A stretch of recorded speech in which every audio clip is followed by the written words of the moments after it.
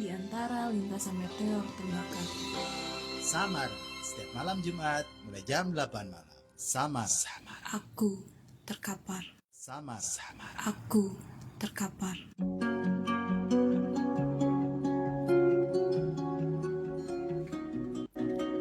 .8 Seranggawa FM, Tegar benar masih di Samara Sastra Malam di udara bareng aku Jana dan narasumber kita.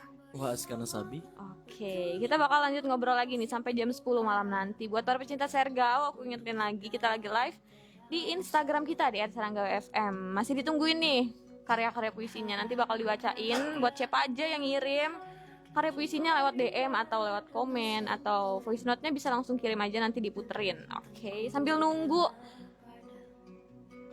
Iya, ini belum bergabung ya nih? Oke, kita ngobrol-ngobrol lagi nih sama Kak Udah. Oke, kita ngobrol lagi nih sama Kak Uha. Kak Uha, sekarang kan marak banget tuh, apalagi di media sosial gitu kan ya, isu-isu kesehatan mental. Sekarang tuh dijadikan tren gitu, Kak. Betul, itu menurut Kak Uha sendiri gimana? Bagus. Tren orang jadi bikin konten tentang kesehatan mental, terutama kesehatan mental yang kita buat, terus kita buat treatmentnya sendiri gitu ya, self diagnose gitu ya. Betul, itu salah satu gerakan menurutku emang harus diperbanyak, karena emang sekarang tuh gini, semua orang tuh sudah bisa jadi psikolog buat dirinya sendiri. Jadi ternyata psikolog terbaik adalah diri kita sendiri. Jadi ternyata dengan gerakan kita buat upload kemudian atau bikin konten di media sosial, artinya dia tidak hanya membantu dirinya, juga membantu orang-orang yang relate dengan sendiri gitu. Tapi nih ada beberapa kejadian atau yang sempat terjadi gitu. Kalau dia tuh self diagnose gitu, Kak. Jadi nggak melalui profesional gitu. Ada beberapa kan link-link yang tempat itu tuh kayak cek kesehatan mental kan berapa persen ini. Nah, itu tuh sebenarnya akurat atau enggak gitu. Gini sih, yang demikian kayak gitu tuh kan banyak banget ya platform sekarang ya yang emang berbasis aplikasi gitu ya. Nah, itu lagi-lagi kita juga emang harus selektif juga. Lebih bagusnya gini, saya pernah gini ya, sebagai guru BK itu kan waktu kemarin kan offline. Saya sampai buat namanya COD-an. Counseling on direct. Di mana siswa itu online, saya buat program offline pada saat pandemi. Karena apa? Karena ngobrolin psikologis tuh nggak bisa hanya cuman lewat virtual. Nggak bisa hanya cuman lewat digitalisasi. Dia humanis, dia harus touching. Makanya butuh psikolog. Nah, saya sih menyarankan ya, kalau misalnya kita punya depresi, tuh nggak boleh kayak ya udah gue pasti sembuh, gue pasti bisa nanganin sendirian. Nggak gitu. Tetap butuh partner, butuh mentor buat ngedamping itu. Ya bagusnya sih ke psikolog gitu. Kita sapa dulu nih Kak Fahri yang udah gabung. Halo Kak, selamat malam. Halo, selamat malam. Kita lanjut ngobrol lagi nih Kak. Ya Kak.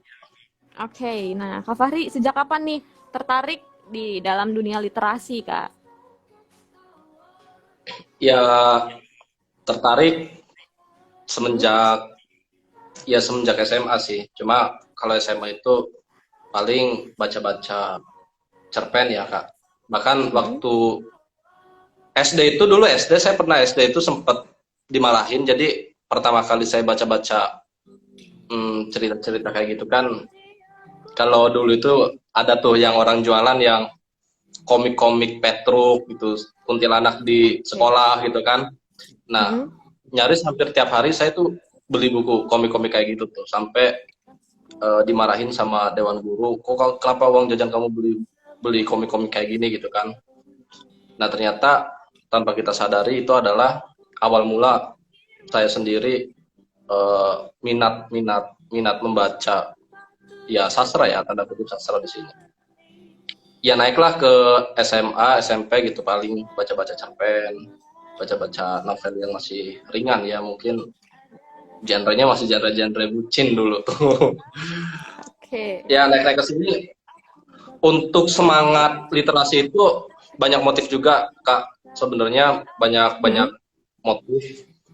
Ya pertama bisa jadi saya penasaran terhadap isi karya itu gitu, buku maupun PDF, jurnal. Tapi pernah juga saya punya alasan meningkatkan literasi lebih lanjut itu cuma karena berbicara soal politik waktu itu ya. Pas saya pertama kali datang ke Ciputat, dan waktu itu kan Ciputat masih dalam keadaan stabil, tapi kita bisa katakan Ciputat waktu itu dalam keadaan tidak baik-baik saja. Beruntungnya saya datang di Ciputat dalam keadaan tidak baik-baik saja, sehingga saya ditempa untuk menyelesaikan konflik-konflik yang ada di Ciputat. Salah satunya adalah ruang diskusi yang saya ikuti waktu itu. Pertama mungkin sebagai rumah saya sendiri, Himpunan Mahasiswa Banten. Yang kedua Forum Mahasiswa Ciputat Permacit, yang hari ini masih tetap eksis. Ya mungkin motif dulu itu karena berbicara politik adalah berbicara kubu waktu itu, dan di fakultas itu ada forum-forum diskusi di mana setiap senior itu punya kader untuk diberdayakan dan untuk disaingkan di forum itu. Dan motifnya saya ingin membantai aja gitu, saya ingin beradu argumen aja di forum itu. Ya lebih pada eksistensi dulu ya, berawal lebih pada eksistensi gitu. Awal sih seperti itu. Yang memang buku-buku yang dulu masih filsafat gitu, masih pengantar filsafat ya, sosiologi, pengantar sosiologi gitu, seperti itu. Cuma lambat-lambat laun saya merasa ya berbicara buku, berbicara bacaan adalah sebuah kebutuhan. Ya sebuah kebutuhan, ternyata saya sepakat kalau kebutuhan amunisi untuk otak itu harus lebih utama ketimbang kebutuhan perut. Oke, sekarang kita ke Kak Uha lagi nih. Iya. Menurut Kak Uha nih, gimana perkembangan masyarakat sekarang terkait pentingnya gitu kesehatan mental? Pertama, support system tuh harus dibangun. Oke. Terutama kalau emang dari sisi keluarga. Support system dari sisi keluarga, minimal keluarga tuh bisa ngerti buat dengerin, nerima keluhan. Nggak langsung jadi ustadz mode on atau apa gitu. Minimal tuh didengerin. Kemudian lingkungan tuh penting banget. Jadi saya sih gini ya, kalau emang di keluarganya udah baik, menurutku ya, berteman dengan siapa aja itu nggak ada masalah. Oke, karena dalam keluarga itu maksudnya lingkungan utama gitu ya? Betul. Prinsip utama, lingkungan utama, pondasi lah ya. Utama. Jadi saya selalu menanamkan ke teman-teman saya, ke siswa gitu ya, kamu berteman dengan siapapun, gak boleh pilih-pilih. Gak ada teman yang baik aja, gak ada. Gak ada juga teman yang buruk aja, gak ada. Oke, menurut Bang Suja gimana Bang? Saya sepakat dengan itu. Secara filosofis, manusia itu dibentuk oleh lingkungannya. Iya. Lingkungan itu ada banyak hal, ada banyak sisi. Ada lingkungan keluarga, ada lingkungan masyarakat. Sebagai contoh, kalau kita bergaul dengan orang-orang yang cerdas, minimal minat kita pada pengetahuan bertambah. Kalau kita berkawan dengan masyarakat yang misalnya peradabannya tinggi, punya riset yang maju, kita juga ikut terbawa maju. Itu satu contoh. Misalnya di bangsa kita ini sebenarnya banyak sekali anak-anak bangsa yang sangat cerdas. Tetapi kemudian tidak terwadahi kecerdasannya karena sistem dan lembaganya belum siap menampung kecerdasan itu. Beda misalnya anak-anak cerdas di Jerman, di Rusia, di Perancis, mereka terwadahi kecerdasannya, tersalurkan potensi-potensi itu karena di sana misalnya risetnya bagus, institusinya bagus, laboratoriumnya ada, sehingga kecakapan literal dan saintifik itu berbuahlah, terjaga, terawat, bahkan berkembang. Ya karena lingkungannya mendukung. Bayangkan misalnya ketika saya lagi putus asa, sedih, tidak ada orang yang bisa mensupport saya, menjadi mitra saya, berbagi atau pendamping. Wah tentu saja itu akan membuat saya lebih berat menanggung. Tapi karena disiplin saya adalah menulis, salah satu metode atau cara untuk meringankan beban seperti ya salah satunya dengan mengungkapkan perasaan-perasaan saya, pengalaman-pengalaman saya keluhan-keluhan psikologis saya menjadi karya tulisan. Oke, Gitu, Jan. kita ke Kak Fahri lagi nih. Halo Kak Ya, Fahri. Nah, menurut Kak Fahri halo. gimana nih tentang perkembangan masyarakat akan kesadarannya dalam kesehatan mental? Eh, ya, untuk kesehatan mental ini khususnya di Banten ya, mungkin masih masih minim ya untuk berbicara kesadaran, apalagi ini kan Banten ini kita berbicara pada variabel aja, berbicara pada variabel, dan variabel ini tidak tidak bisa dipastikan cara diukurnya dari mana gitu kan. Tambah lagi apa namanya, kalau berbicara apa namanya ya, di bentar, kok ini ada pemberitahuan ini ini oke. Di Banten sendiri kan memang budaya juga masih kolot ya, kayak masih kolot. Jadi untuk berbicara mental juga, mental untuk sadar, melek misalkan, melek literasi dan sebagainya, masih sangat, menurut saya sangat kurang, walaupun data dari perpustakaan nasional maupun perpustakaan daerah ya, ini Banten sudah meningkat gitu kan kesadarannya, tapi tidak bisa dipungkiri bahwasannya Banten sendiri masih lekat dengan budaya-budaya dulu yang peninggalan-peninggalan Belanda, di mana lekat dengan ajaran-ajaran mistis juga masih cukup mempengaruhi ya. Jadi iya cukup kental. Jadi di Banten ini orang lebih melek pada pendidikan budaya ketimbang pendidikan yang hari ini secara ilmiah gitu. Dan tidak bisa dipungkirikan secara standar nasional kita harus berbicara ilmiah kalau berbicara itu. Makanya kemarin juga perjalanan saya, Kak, cuma ini juga jadi pelajaran penting, ada plus minusnya ya. Jadi kalau plusnya, saya kemarin melakukan perjalanan ke Baduy, ke suku Baduy sampai ke Baduy Dalam. Tentu di Baduy Dalam juga sangat minim untuk budaya tulisan, menulis itu sangat minim juga, bahkan menghitung seadanya, dan itu cukup udah mulai terkontaminasi dengan budaya luar. Tapi orang Baduy itu dari kecil itu dia sudah menghafal tuh, sudah bisa menghafal filsafat Baduy. Filsafat Baduy itu punya filsafat sendiri gitu kan. Kalau kita sebut itu adalah sebuah mistis pamali, tapi di Baduy bisa menerjemahkan itu. Jadi kalau misalkan orang Baduy itu nggak boleh pinter gitu, orang Baduy itu nggak boleh pinter, nanti minterin orang gitu. Itu adalah sebuah makna yang tersembunyi menurut saya, yang orang itu kalau sekilas melihat kalimat itu, ya ini adalah suku yang mengasingkan, padahal tidak seperti itu. Ya memang dia mengasingkan diri gitu. Tapi yang perlu kita lihat dari orang-orang Baduy juga, dia punya daya hafal yang sangat kuat ya, bahkan anak kecil itu bisa menghafal 12 bulan dan 1 bulan berapa hari, dan nama-namanya itu dia punya nama. Beda dengan kita yang orang modern yang serba digital, cari ilmu pengetahuan dari manapun, bisa dari gadget segala macam, dan itu bisa dicari dengan instan. Tapi menurut saya daya ingat mungkin bisa dikatakan menurun. Oke, sekarang kita ke Kak Uha nih. Oh, sapa-sapa dulu. Oke, kita sapa-sapa dulu nih. Oke, ada yang bergabung, ada dari Ujer. Halo. Siapa tadi? Uzer. Halo. Halo Pak Rizi.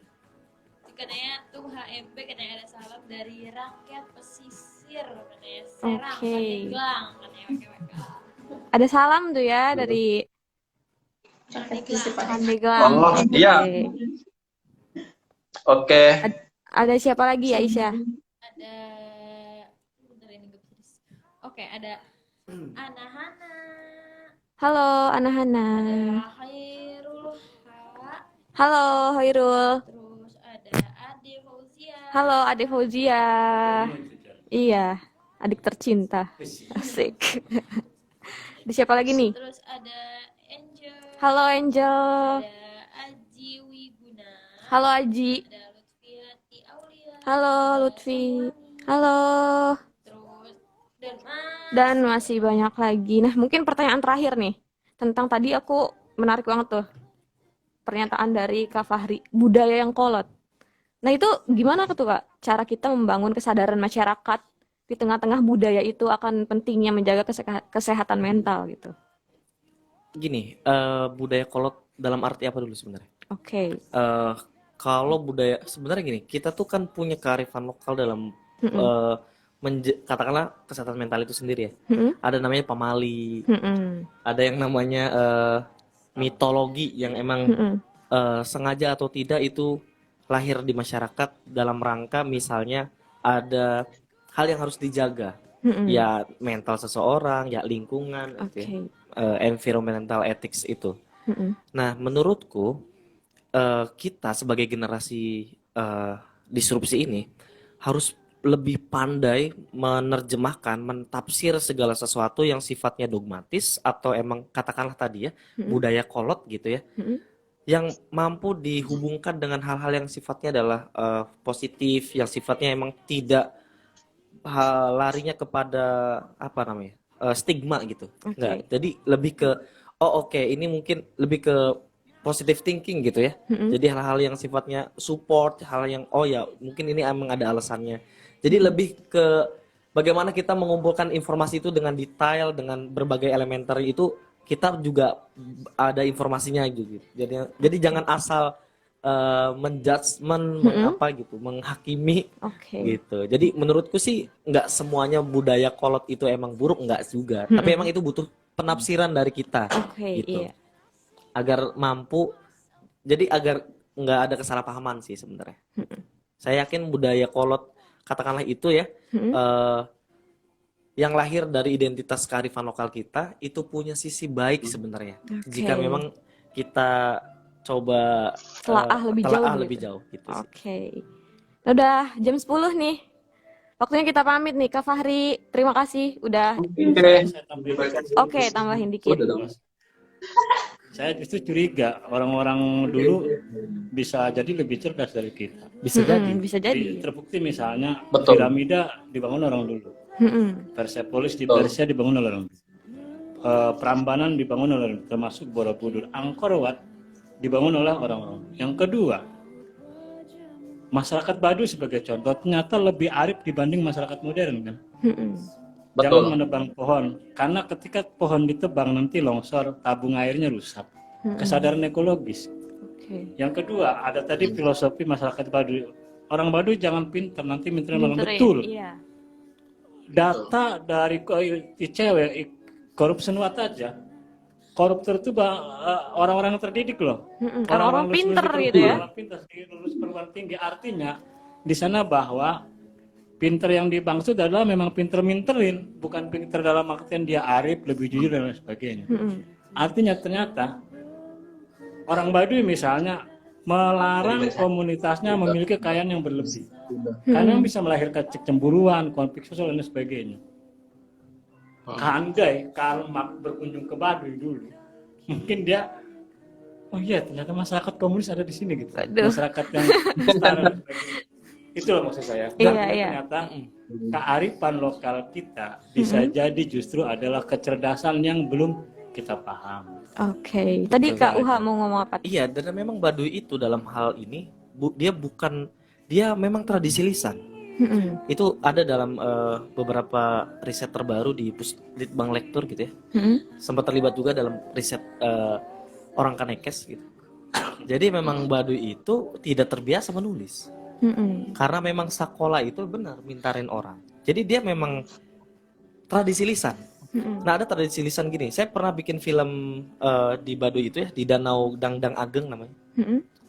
Lojor temenang dipotong, pondok temenang disambung, gunung temenang diuruk, lebak temenang dirusak.